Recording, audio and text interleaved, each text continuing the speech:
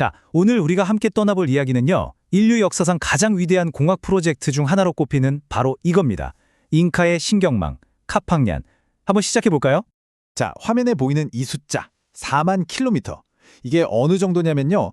지구를 거의 한 바퀴 도는 거리예요. 상상이 가시나요? 이 어마어마한 도로망이 그 험준한 안데스 산맥을 관통하면서 대륙 전체를 하나로 연결했다는 겁니다. 근데 더 놀라운 건 뭔지 아세요? 이 모든 게 불과 100년 만에 만들어졌다는 사실입니다. 아니 근데 이게 어떻게 가능했을까요? 사실 더 기가 막힌 건 따로 있습니다.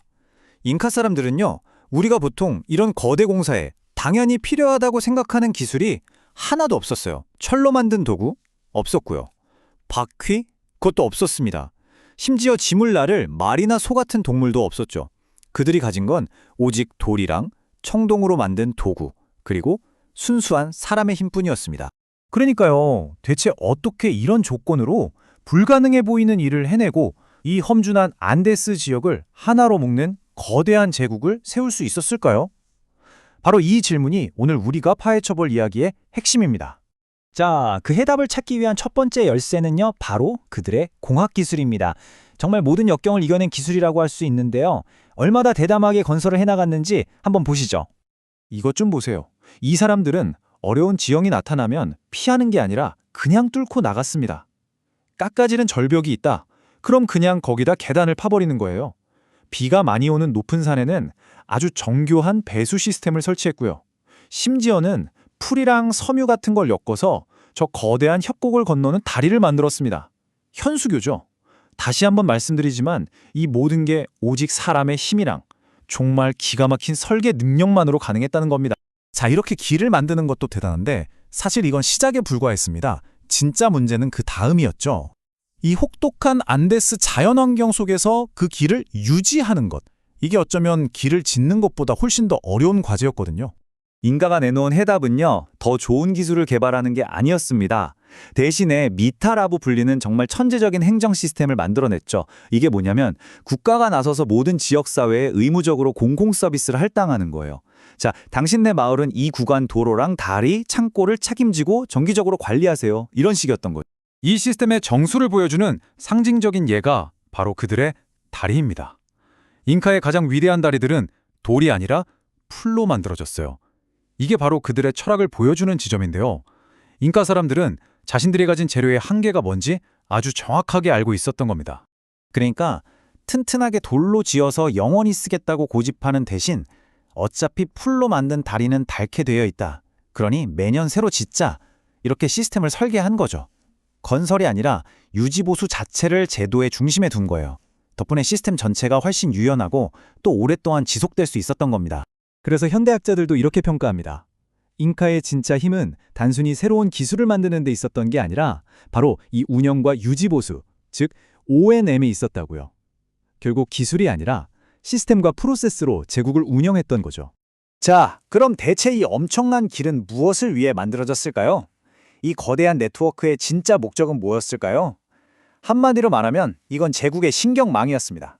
몸 전체에 뻗어 있는 신경처럼 말이죠. 그러니까 이 길은 그냥 사람들이 다니는 길이 아니었던 거예요. 크게 4가지 핵심 기능이 있었는데요. 첫째, 군대를 엄청나게 빠른 속도로 이동시키는 전략도로였고요. 둘째, 저 아래 해안가에서 나는 물고기랑 저 위 고산지대에서 나는 감자를 교류하게 하는 경제통합의 길이었습니다. 셋째로는 관리들이 이 넓은 제국을 구석구석 다스릴 수 있게 해주는 행정통제의 수단이었고요. 마지막으로 이게 정말 중요한데 바로 정보고속도로의 역할을 했습니다. 이 정보고속도로를 달렸던 사람들이 바로 차스키라고 불리는 특별한 전령들이었습니다.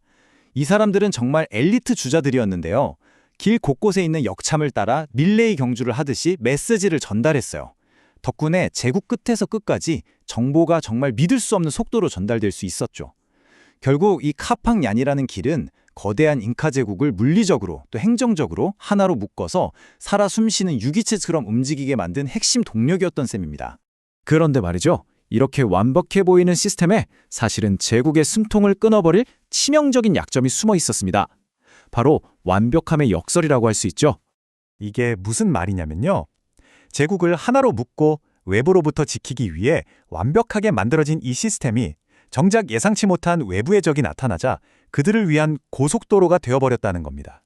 가장 큰 강점이 순식간에 가장 큰 약점으로 돌변한 거죠. 실제로 스페인 정복자들이 잉카에 처음 발을 들였을 때 이 길을 보고 깜짝 놀랐다고 하죠. 그리고는 곧바로 이 잘 닦인 길을 이용해서 아주 적은 수의 병력으로 제국의 심장부까지 정말 무서운 속도로 진격했습니다.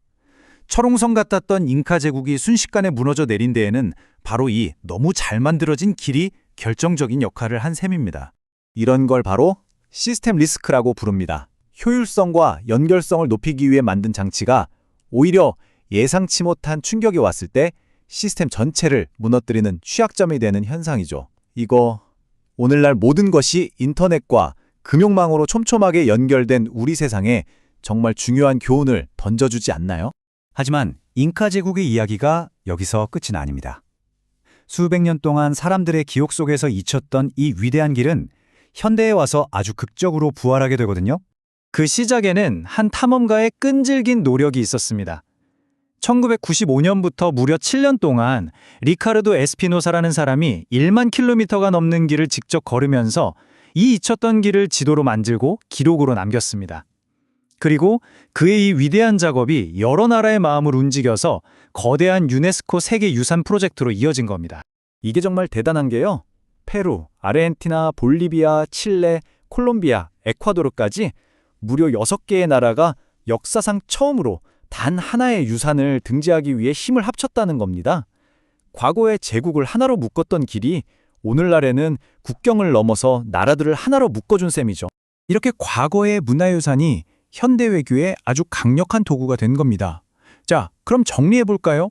한 제국의 흥망성쇠를 고스란히 품고 있는 이 위대한 길의 이야기는 오늘을 사는 우리에게 어떤 의미를 던져주고 있을까요? 지금 우리의 세상을 움직이는 건 인터넷, 글로벌 공급망, 금융 시스템 같은 거대한 네트워크잖아요.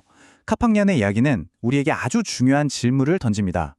우리의 가장 큰 강점이자 연결고리인 이 네트워크들이 어쩌면 우리의 몰락의 고속도로가 될 수도 있지 않을까요? 여러분은 어떻게 생각하시나요? 여러분이 생각하는 우리 시대의 카팍년은 무엇인지 댓글로 자유롭게 의견 남겨주시고요. 다음 이야기에서도 깊이 있는 분석으로 돌아오겠습니다.